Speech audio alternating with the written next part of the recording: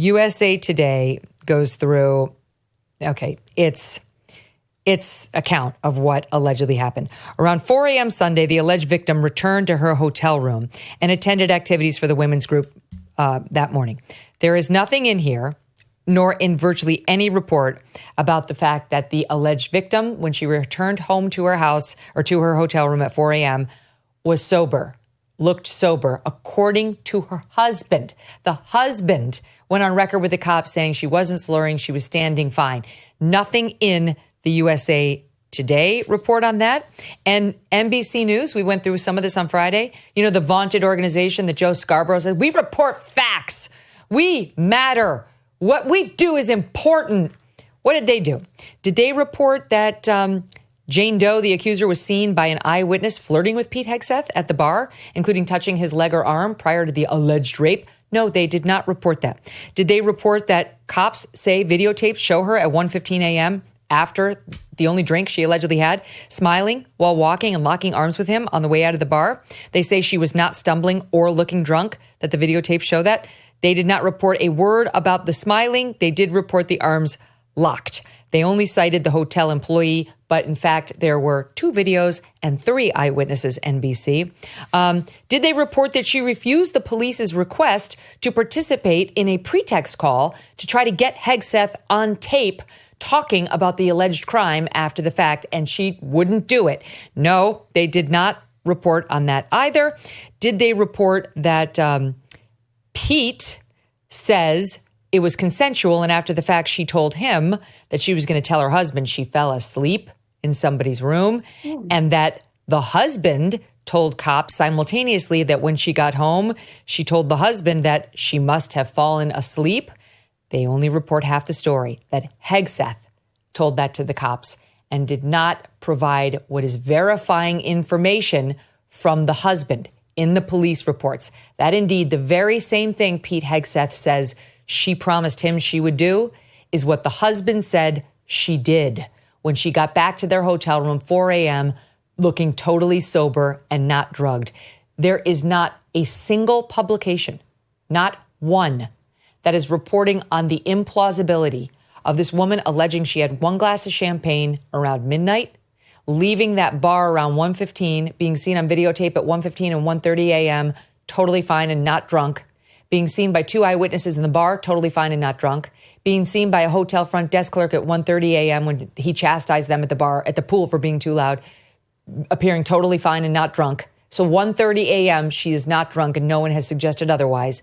And then 4 a.m., the husband is describing somebody who looks totally fine and not drunk. When was she drugged? When was she drugged? When was she drugged? When was she drugged? Where is that in any of the media reports?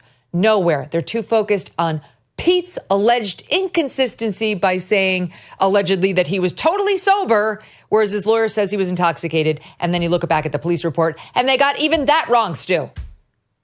Yeah. It seems like all of this is wrong. And of course, they're going after this for a reason, right? They want to sink this nomination, and the media is reporting it this way for a reason.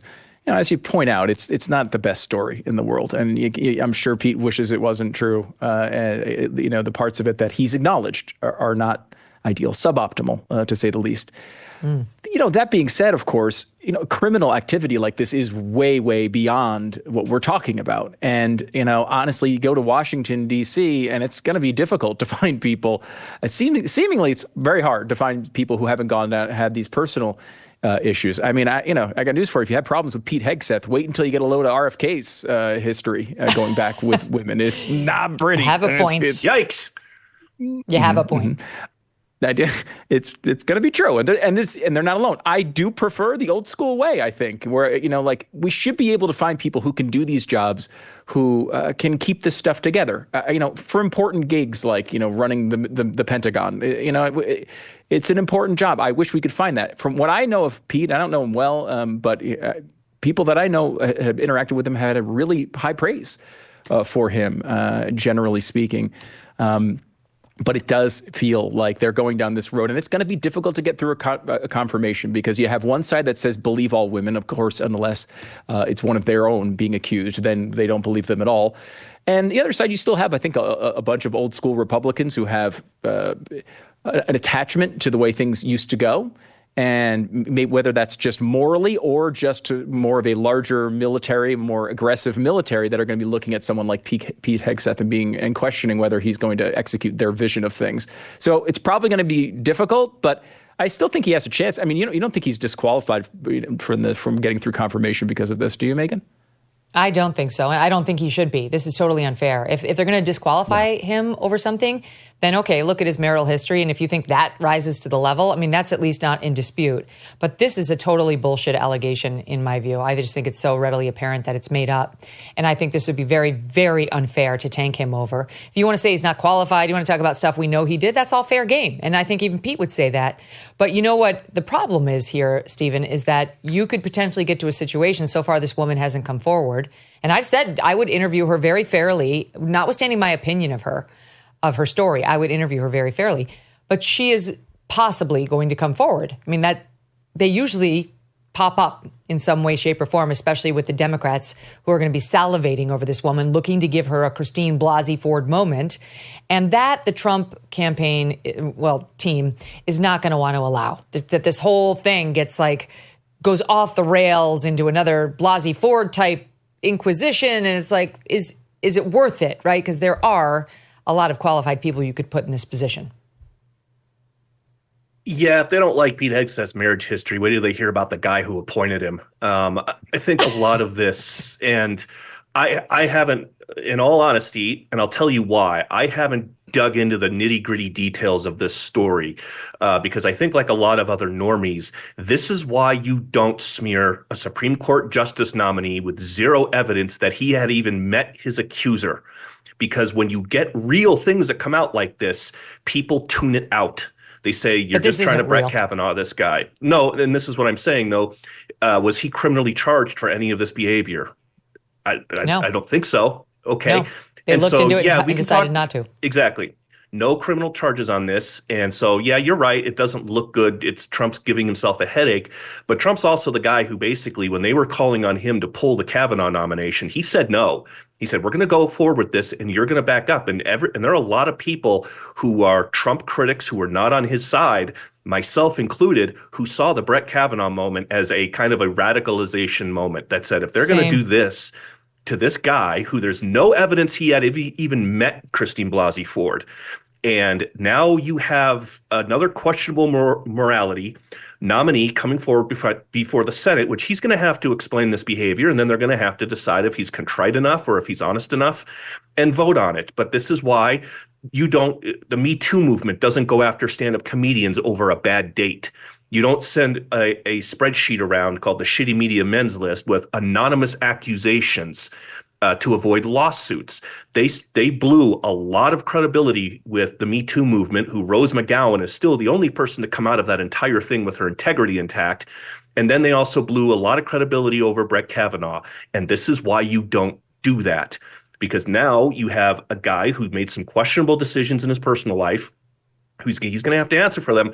But when you say, well, they're going to pull the nomination, no, he's not. This is Trump's bread and butter. We're going to double down and we're going to defend him, and we're not going to give them a scalp.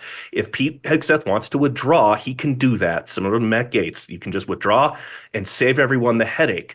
But again, this is why you don't engage in the kind of scorched earth politics that Chuck Schumer and Nancy Pelosi did with Brett Kavanaugh and Dianne Feinstein, who, led that whole kind of thing because they were going to lose control of the Supreme Court.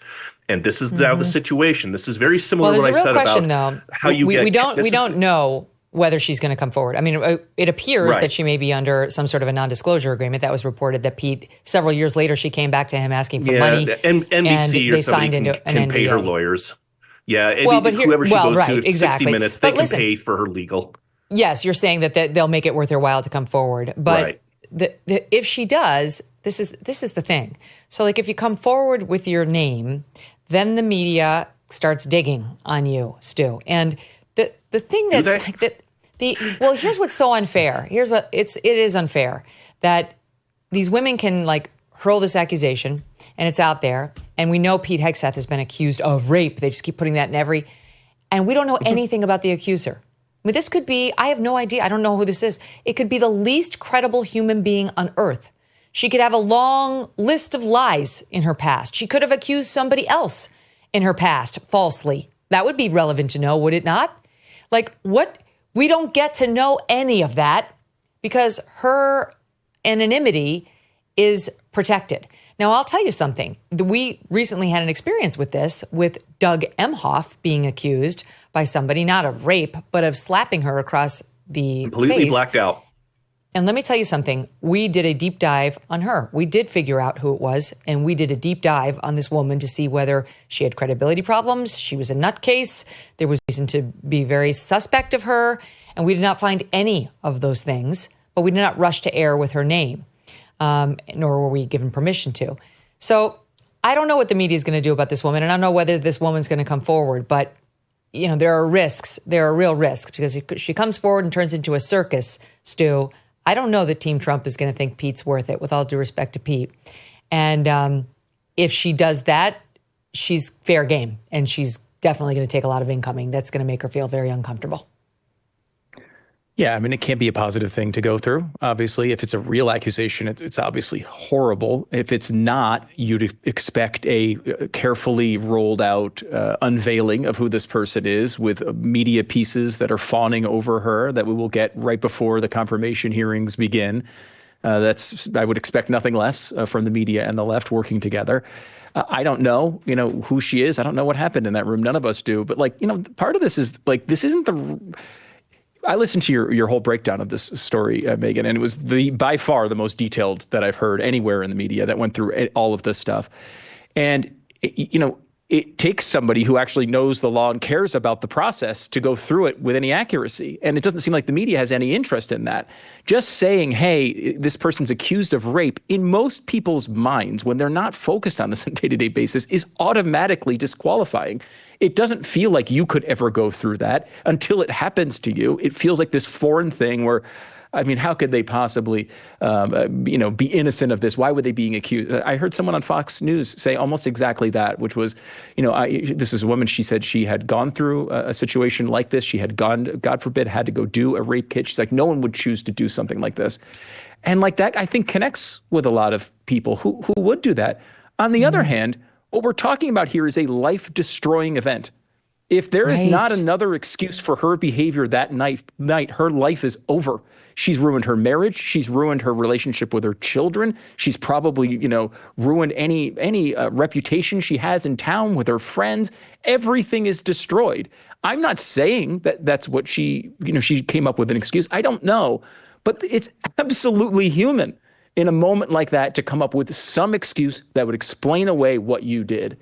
And we were requested for a while that we were just going to believe all women, as if women never came up with never made a bad life choice. Like, they make bad life choices just like dudes do. For those of us holding our breath for the past several months, we can finally exhale. Doesn't it feel like that? Work can finally be done on the major issues this country is facing, and it will be. One of the most significant, our national debt. The fact is, our nation is broke, and that debt is a house of cards that can't be quickly dismantled. So the strategy remains the same. You might want to diversify your savings. This is why I want to tell you about Birch Gold. So many things are out of our control and out of our president's control, so it can be really important to have a safe haven for your savings. Birch Gold Group can help you convert an IRA or 401k into an IRA in physical gold. And the best news is it doesn't cost you 1 cent out of pocket. Text MK to 989898 now to get your free info kit. Plus, right now through Black Friday, you're going to receive a free 1-ounce silver eagle for every $5,000 purchased. Protect your savings with Birch Gold. Text MK to 989898 and claim your eligibility for free silver today. Thanks so much for watching. If you like what you just saw, hit the subscribe button for more clips and full episodes.